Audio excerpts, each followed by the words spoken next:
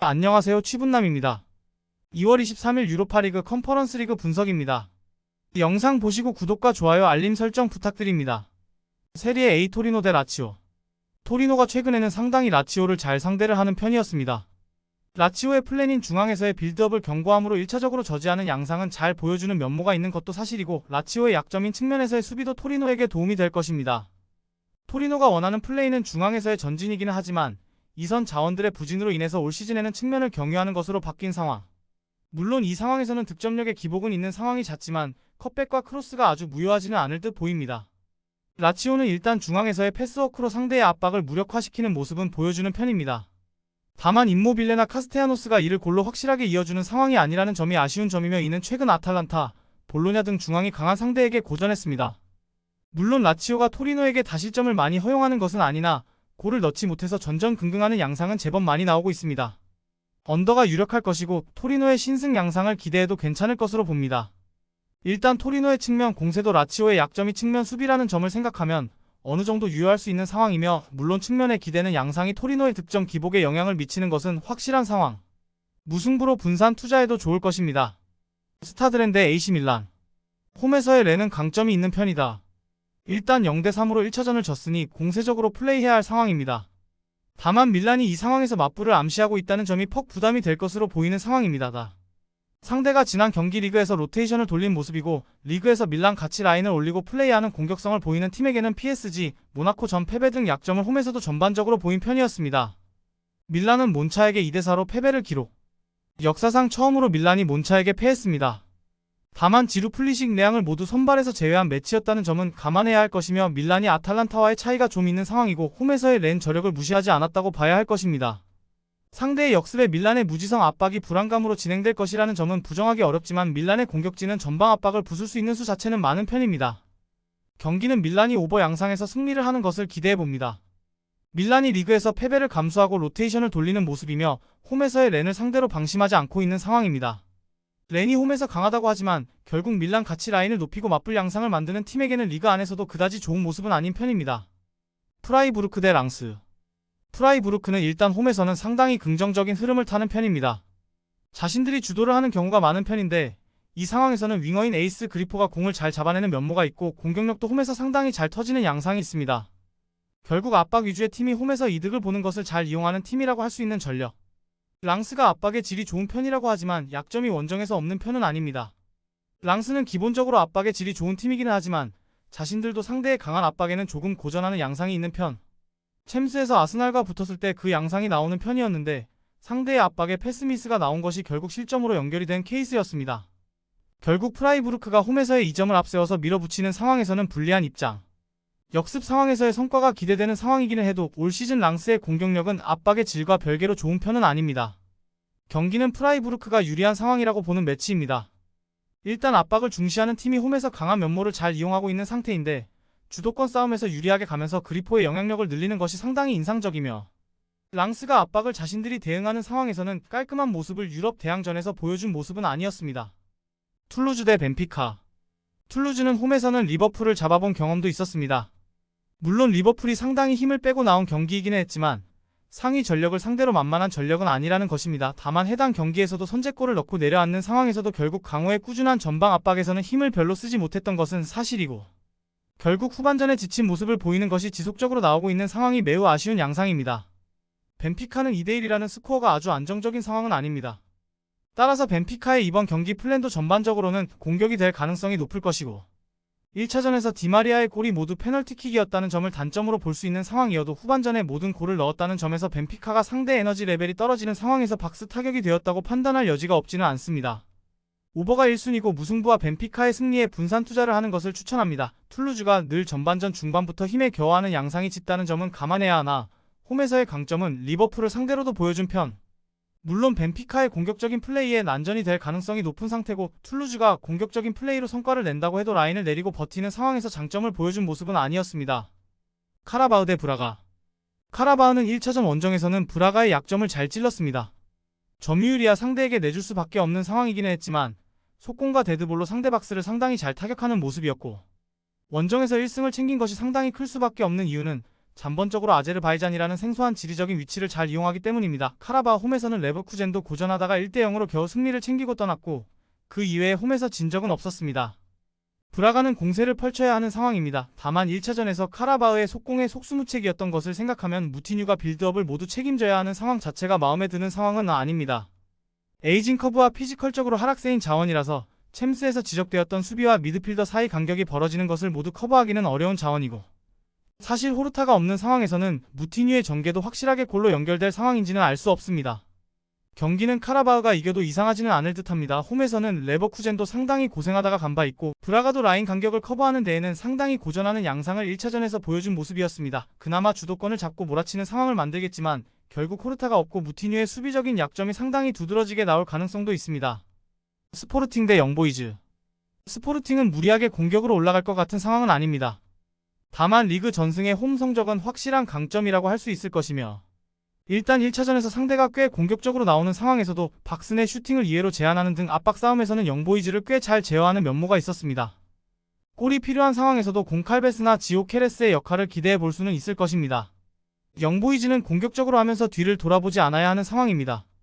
다만 영보이즈의 공격적인 플레이가 크게 효율이 있는 상황인지는 알 수 없는 상황이며 지난 경기에서의 박스 안 성과도 그렇지만 리그와는 달리 중앙을 잡고 분위기를 타기에는 유럽 대항전의 난이도가 만만치는 않고 중앙에서의 전개에 필요한 우그리니크도 부상으로 지난 경기 빠지고 말았습니다.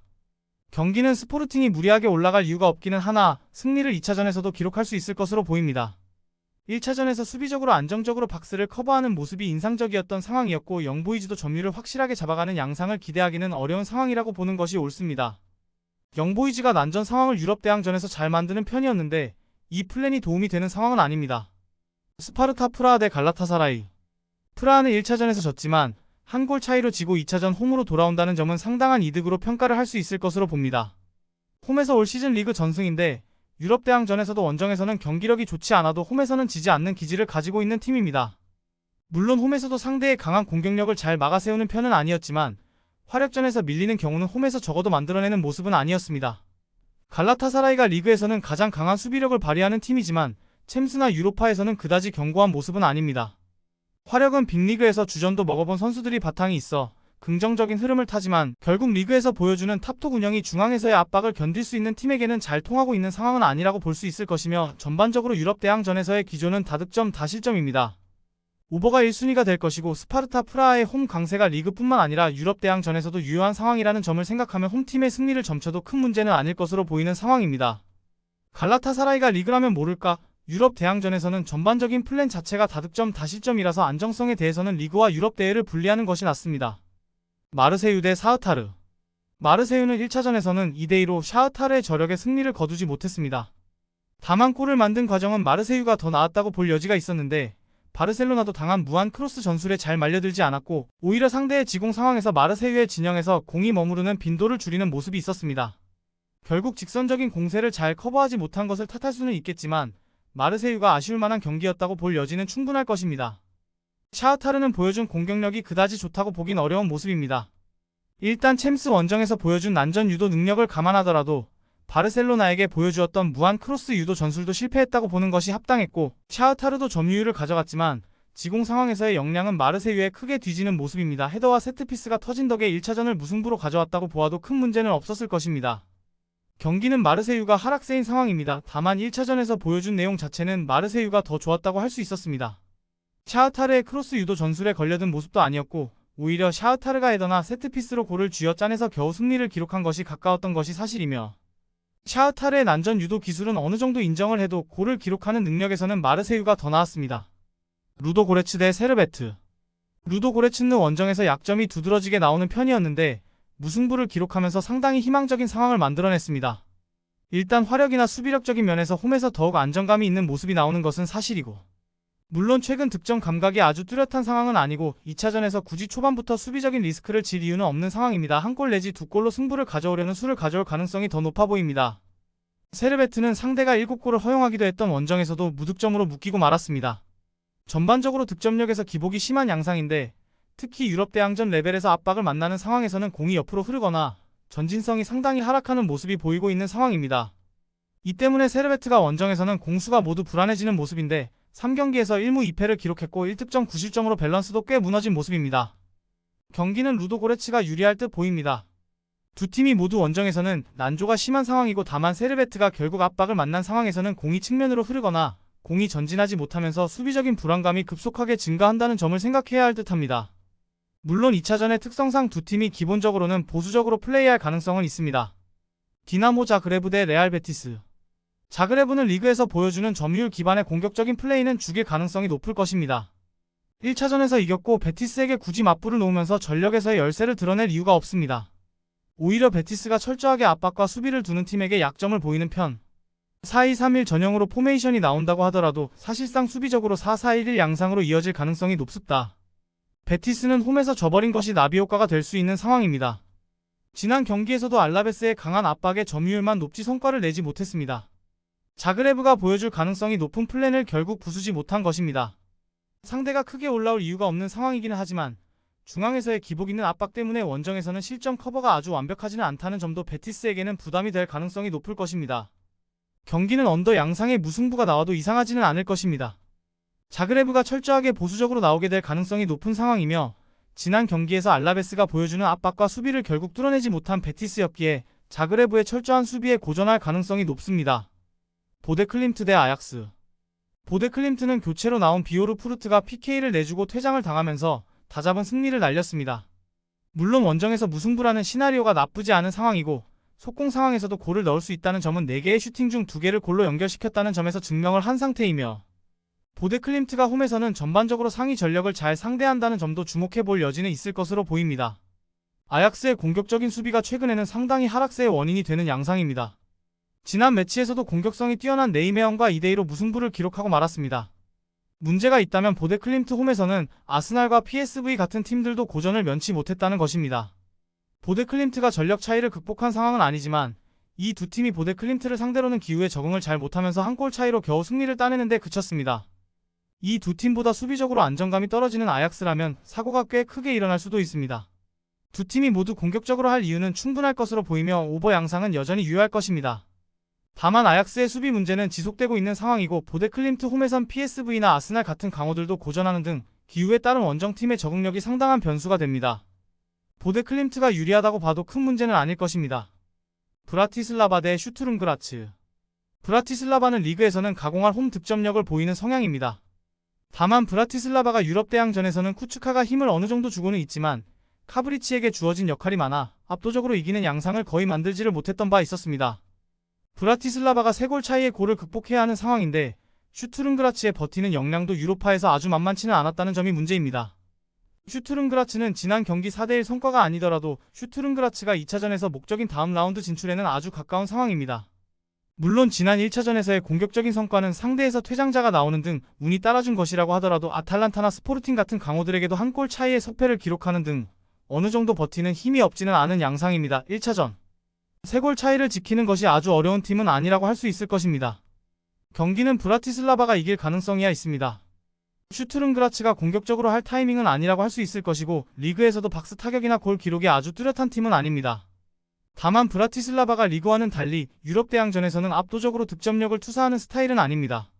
슈투룬그라츠의 지키는 능력을 극복하고 3골 차이를 메우는 공격력을 보여주기는 어려울 듯 해보입니다. 프랑크푸르트 대 생질로아스. 프랑크푸르트는 최근에는 견고함이라는 장점이 상당히 퇴색되는 양상이 짙은 모습입니다.